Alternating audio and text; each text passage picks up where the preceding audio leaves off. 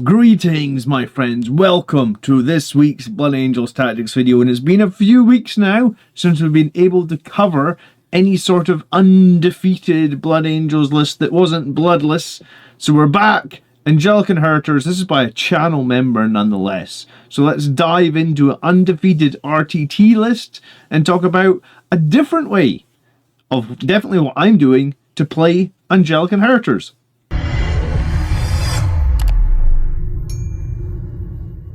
So thank you so much for being here for the weekly tactics video, and this is a second place RTT, 24 players, Blood Angels, Angelic Inheritors by Lawrence Rosen, who did in fact go undefeated. 3 wins, 0 losses, 223 battle points, and here it is in BCP for you to have a look at. Second place, beaten only by an Eldari player that damn near scored perfect points. He took on Eldari, Nids, and Dark Angels. So I feel like that's a pretty good variety of opponents. The higher scores are in the early games, lower scores when it gets more difficult. It makes sense. And the Dark Angels player that he did beat in that last game was also top 5 player. So, and he was pretty undefeated. Well, he was undefeated until that point as well. So it's a good roster. It's a good array of opponents. So let's dive into what the list looks like, right? So, the thing about playing Angelic Inheritors is you probably want a few good characters, and you start with Double Captain with those Relic Blades giving extra attacks, and Dante. Now, I think the interesting thing with the Relic Blade is you get 1 extra attack, you do give up a little bit of strength, but you are going to be leading like a unit of Sangre Guard, so when you're charging, you're going to be Strength 7 with the Relic Blade. It's still pretty meaningful, Strength 7. You could argue there's not too much difference between Strength 7 and the Strength 9 you would have if there's a Power Fist. So we've got those 3 units straight off, with 3 units of Sangre Guard who typically have a banner and an Infernal Pistol. Now these are the meat of your list. These units all do a lot of damage. We're probably going to start one of them in reserve so we can use one of those captains to bring one in from Rapid Ingress for free. We have a Lieutenant with a Mastercrafted Power Weapon and a Storm Shield. Not something we see too often, and he's going to be with a squad of Intercessors. It gives the Intercessors lethal hits and all those bolter shots, and it also gives like fallback and charge if you so need it. And it gives those Intercessors a little bit more melee threat, right? Like, this guy isn't too bad. Again, Mastercrafted Power Weapon. Again, he gives the rerolls to hit and the rerolls to wound. Very useful. We also have our Comeback to Life on a 2-up Combi Weapon Lieutenant with a reactive move. And there is an interest, like, normally when you pick this guy, right, you just pick the middle objective and you just be like, I reroll 1s against the middle objective. Now, the interesting thing about this list was, when we get to it in a minute, he's got Desolation Marines. So if you argue, most of your other units that are going to need reroll 1s, potentially are going to be like your Sangre Guard, well, they already all have it. Your Intercessors, well, they have it. So you could definitely pick the opponent's home field objective and then just start whittling all their chaff units down with those Desolation Marines with the indirect fire, because now you could reroll 1s to wound. You could use Oath to reroll hits. You could even... We'll come to the Desolation Marines, actually. But yeah, interesting. I mean, the Lieutenant with Combi Weapon is super useful. Reactive move, comebacks to life, scores objectives, scores secondaries. He's just difficult to lock down with Lone Operative. And then we've got the Sanguiner, who we know and love. He's going to disrupt opponent charges and make them think twice about basically charging anything in your army list. So we've got the 1 unit of Battle Line, which are our sticky objectives type Intercessors. We have a unit of Jump Intercessors, obviously with Plasma Pistols and Power Fists. We have Ballistus Dreadnought. We have Desolation Marines, which we really haven't seen very many people play since they went up to 200 points. I had sort of spitballed in one of my streams a few weeks ago that, like, Desolation Marines could be playable in Angelic Inheritors. So someone's taken the plunge, obviously. Commodore is Lawrence's name, so if you see him in the chat, you can say congratulations to him. Commodore has taken the chat and has taken the leap and is playing those Desolation Marines. We also have a Gladiator Lancer, so that is like our only Strength 12 plus Firepower in this list. Normally we see Vindicator Tanks, but the Lancer has the extra long range. We've got 2 units of Inceptors with Assault Bolters. They can be picked up, remember, in this detachment for 1 CP, and they can Meteor Strike within 6, or Meteoric Descent, I think it's called. So they can come down 6 inches away and shoot. And if you've whittled down any backfield unit with those Desolation squads, there's probably going to be space for these guys to fit in and then do quite a bit of damage with the potential sustained hits from those Inceptors. You've got the Infiltrators as well. Infiltrators are worth their weight in gold. They will secure your backfield objective. We all know that. And then you have your 3 units of Sandguard, and 3 units of Sandguard with Dante, a captain, and a captain are arguably very, very strong in this detachment. Re-rolling 1s to hit. So Dante's unit is hitting on 2s, re-rolling 1s. The captain's unit is hitting on 3s, re-rolling 1s. And then typically the worst you're going to probably end up doing is like wounding on 4s. You can play lethals. You can get lands. So if you're wounding on 4s, you're re-rolling 1s with all these guys potentially if you use your stratagem. It is very, very strong. These guys are OC2. They're hard to kill in combat as well. And they're such a small footprint, you can hide them really, really well. So I really like these 3 characters and these 3 units of Sanguinary Guard in Angelic Inheritors. I think it's a great combo, and I think it's almost where you should start if you're building an Angelic Inheritors list. Okay, if you get some value out of today's video, please remember to subscribe, like, and ring the bell if you want to be notified every time I put up a new video. Thanks so much for helping me get 20,000 subscribers this last week. I do appreciate it. I love you guys, 3,000. Okay, strategy for a list like this, right? We've got those 3 heavy-hitting units with further incidental fire from the Bolter Inceptors. Now, I think Angelic Inheritors needs a good amount of fire support because you'd be running smaller size units with characters. You aren't going to just jump in there and wipe enemies out. You're going to need fire support. So that's where this comes in. The Inceptors could be a considerable nuisance to like any MSU size enemy unit designed to hold objectives. And remember, for 1 CP, you can lift up a squad each turn. The 3 units of Sanguinary Guard with the characters are hella good in this detachment. Honestly, they're really fun to play in this detachment as well, because if you ever try playing 6 Sanguinary Guard with the character, it's so expensive and they can still all get wiped in 1 turn pretty often, I would say. 3 Sanguinary Guard feels so much less of a problem when they all die in 1 turn, and the squad still does very good damage output. If it's got that fire support and you've got potential to like throw a grenade or do something before you charge in, it's very, very nice. You've got that small unit of Intercessors with a Lieutenant to maybe come out, sticky some stuff, and get into combat.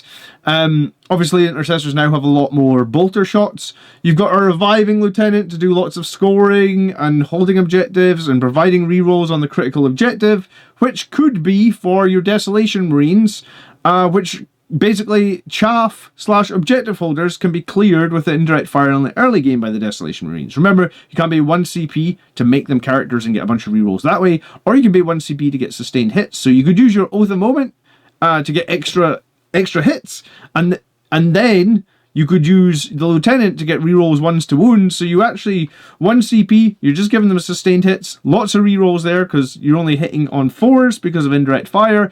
And then once they've done that for like 2 turns, cleared off some chaff, made some space for the Inceptors to come down, then that's when they can come out and start doing like crack missile stuff. Because they do have 4 crack missile launchers in there. They can get ignore cover. Obviously, we just talked about how they can get rerolls. So they're pretty darn useful. 200 points though, so you got to play them well. But I think they're pretty useful. So the strengths of a list like this, right? Like, it's got a bit of everything. We've got shooting, we've got scoring, we've got combat. We've got a couple of lone operatives that can be hard to lock down and kill. Remember, we can, for 1 CP, make any unit that's got a character attached lone operative type rule within 18. So that's very useful in the early game. Like, if you know the threat range of your opponent, as in, like, you say to them, how far does your Land Raider move? Oh, it moves 10 inches. Okay, well, if you move 10 inches, you will not be able to be within 18 inches of this unit of Sanguinary Guard, so I will jump this unit of Sanguinary Guard into the middle of the open, and I'll perform an action. And, like, as long as you sort of pre-measure that, you can basically be like, well, you can't move within 18 inches, so in my turn, the second you declare them as a target, because Armor of Contempt isn't super useful anymore, In the Shadow of the Great Wings is just way better, because it's like, you just can't shoot me. So, it's hard to lock some of the units down. Remember, multiple units can go back into reserve here, and that can be the Sanguinar. He can go into reserve from combat. Some of those Sanguinary Guard or the Inceptors, lots to go into reserve. We've got 13 distinct units, which provides a good number of units for scoring potentials. I think 13 is probably the minimum distinct number of units you want. The Sanguinar is going to mess with their charges. Keeps it in the back of their mind. Anytime they charge, he's going to come in, he's going to fight first, he's going to do a bunch of dev wounds, he's going to reroll hits and wounds potentially, or at least hits and wounds of 1. And the 3 characters with a Sangre Guard is really, really useful in this detachment. They may be my favourite unit at the moment in Warhammer 40,000. What are the weaknesses, though? Because every list has some weaknesses, right? There's not a huge amount of durability for objective holding. I mean, we can hold with our lone ops, we can hold with our vehicles, we can potentially hold with some of our squads. So it's maybe not a huge difference, but it is worth noting. Most units are pretty expensive, and there's not much that will do a lot of trading in this list, right? Like, the one unit you've got probably that you could argue is a trading unit is the 5-man unit of jump intercessors. But without the +2 strength and the +1 attack from Liberator Assault Group, they're only strength 4 chainswords. They're not hugely meaningful. I mean, they'll trade with some things, but there's not much in this list that can just be traded away for a lot of damage. And that's something Liberator Assault Group obviously has. And the melee units within your detachment here are going to generally be pretty low strength, right? Like Sanguinar strength 6, your Lone Operative Lieutenant strength 4, your Sangre Guard are 6 or 7. I think the only thing that might be above strength 7 in melee is Dante. And I mean, Dante is good, right? Like, let's not be wrong, he gets 8 attacks and he's got lethals and stuff. But for the most part, you're going to need to use your stratagem that gives you lethal hits and lance really, really effectively. Because for the most of the time in melee, without it, you're going to be wounding on 5s. And wounding on 5s is certainly not efficient. Wounding on 4s with rerolls to 1 to wound is generally pretty good, though, especially when you've got the extra reliability from the rerolls to hits. So there is some weaknesses in this list, and that's probably why you have to back up an Angelic Inheritors list with a bunch of shooting units. And I think what we have seen is lots of people have been taking those units, be it Vindicator Tanks, doing the sustained hits on the Vindicator Tanks, because that gives you a lot of strength 14 hits, sometimes as many as like 10 strength 14 hits. And that is very, very strong, and that is what we've been typically seeing. So it's really nice to see something fresh and different, and that's something I want to highlight when we see this list, or when we've been going over this list. It's good to see people reinventing the wheel and not just copying what they see online. And that's precisely why I wanted to look at this list, because not everybody has 2 Vindicator Tanks. People are worried Vindicator Tanks are going to go into Legends. So if you do not have those units, and you do have Desolation Marines, I was going to say, I am a fool that bought those. And they've been sat in a drawer for like a year and a half. But I bought them, and you bought Gladiator Lancers, then maybe this would be a better Angelic Inheritors list for you. So, thoughts on scoring for OBSEC objective holding, right? Intercessors are pretty decent. And you have the safety of infiltrators in the list as well. A good number of fast units that can react to battlefield threats, and some lone operatives to help out. I think objective holding is probably somewhere like 8.5, especially with the lone operatives and the ability to lone operative units. It's all going to depend if you can tangle in the middle objective, probably, with this list. Anti-infantry / horde, right? It's pretty strong. Lots of enemies that can... lots of units that can do some serious damage to lower toughness enemies. The Sangre Guard can wax through that. So can those Inceptors with the sustained hits. So can those Desolation Marines with potentially sustained as well.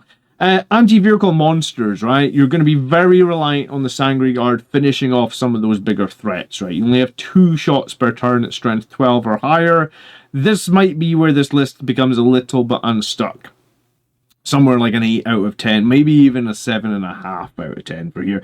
Against the Dark Angels, that was his lowest scoring game with like 63, so that maybe echoes in the fact that Dark Angels can be very resilient with those Deathwing Knights, etc.